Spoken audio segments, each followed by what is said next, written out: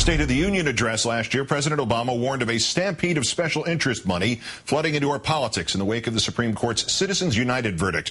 In our third story, 9 months after that decision, a month before the first post-Citizens United election, the president's stampede has long since proved to be an understatement. Tonight, there is hard evidence that faceless, nameless corporate interests are using unprecedented sums of cash, possibly some of it foreign, to push their radical right-wing candidates over the finish line. Today's Washington Post reporting that interest group spending 1 month before the 2006 midterm elections was $16 million, and we knew where 90% of the money came from. So far in this election cycle, the figure is 5 times that. $80 million so far, half of that money untraceable. Quoting the Post, the bulk of the money is being spent by conservatives who have swamped their Democratic-aligned competition by 7-1 in recent weeks.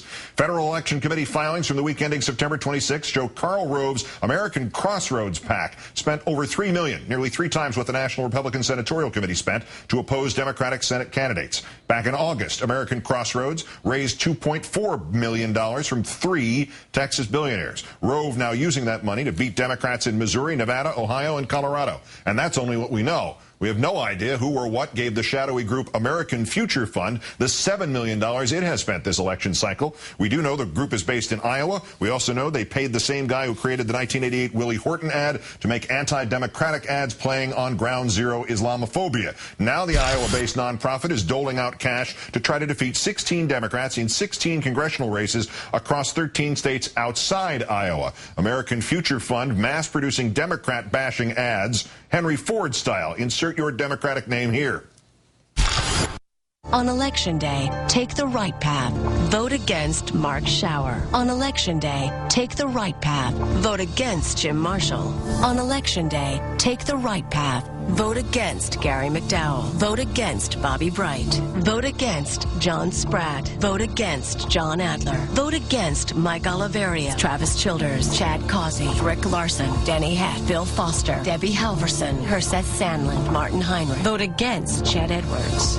American Future Fund is responsible for the content of this advertising. Let's call in Huffington Post senior political editor, MSNBC political analyst Howard Feynman. Howard, good evening. Hi, Keith. The Post called this a spending frenzy conducted largely in the shadows. Is there precedent for it, and what does a government elected by Karl Rove's PAC and this American Future Fund look like? A cross between the Bush administration and the McKinley administration. I mean, the last time it was like this, frankly, was when the Republican Party was a wholly owned subsidiary of J.P. Morgan and the Pennsylvania Railroad and Andrew Carnegie. And that's where things are headed now on the Republican side. That Citizens United decision, by the way, I was in the court to listen to that rehearing because I knew how important it was going to be. It was important legally, but it was also important psychologically for corporations, their leaders, and Republicans in general.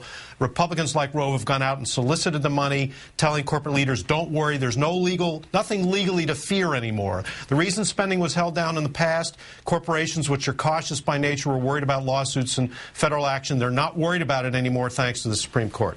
The DNC said it had its best fundraising month of the year, $16 million from low-dollar donors, and it also has special interest spending money on its behalf. Does this all balance out, he asked leadingly? No. No. It does not balance out. First of all, on the advertising side, as the Post said, maybe 7-1. I've heard estimates as high as 9 or 10-1. Attack ads against Democrats versus spending that would help the Democrats. Almost all that money is going into TV advertising, and it's going to help Republican candidates in one way or another. The Democrats are focusing on get out the vote. They're focusing on the ground game. They're facing a difficult choice. Do they leave the airwaves unanswered?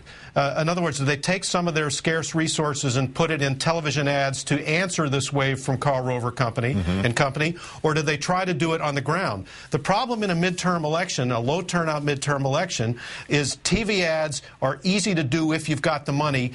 GOTV is hard to do unless you have enthusiasm, and in the union ranks and in the old peace movement of a few years ago, you just don't see the troops willing to get out there in the way they were in 2008. One of the things, as you know from being in the room when Citizens United was announced, the great concern about foreign entities having now a cleaner path into putting money into American elections. Is there evidence of that with this new report today?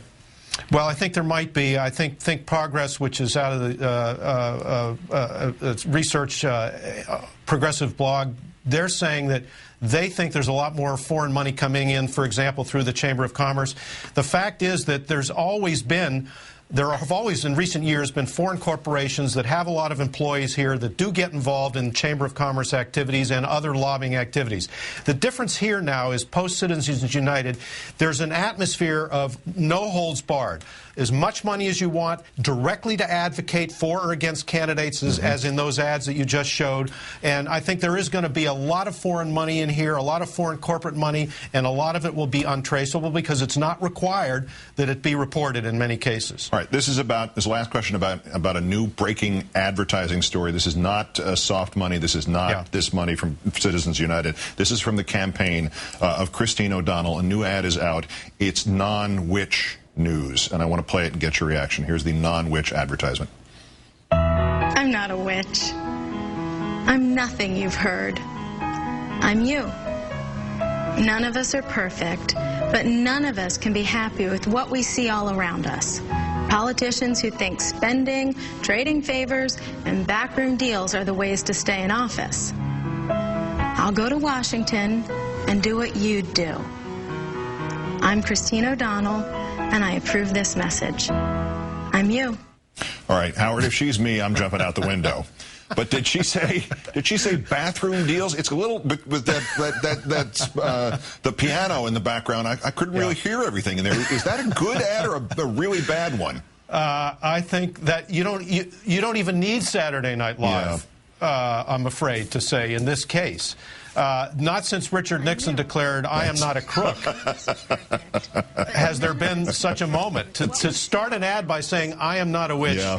Really, but they did their best to make her look like the Junior League there. You know, she's got the pearls and the piano in the background and the shy black dress. But I'll tell you what. I'll tell you who didn't make that ad. Karl Rove. That's right. Karl Rove, who's running the Republican Party now, didn't want her in this race. Is still vehemently against her. Really, even though he claims otherwise.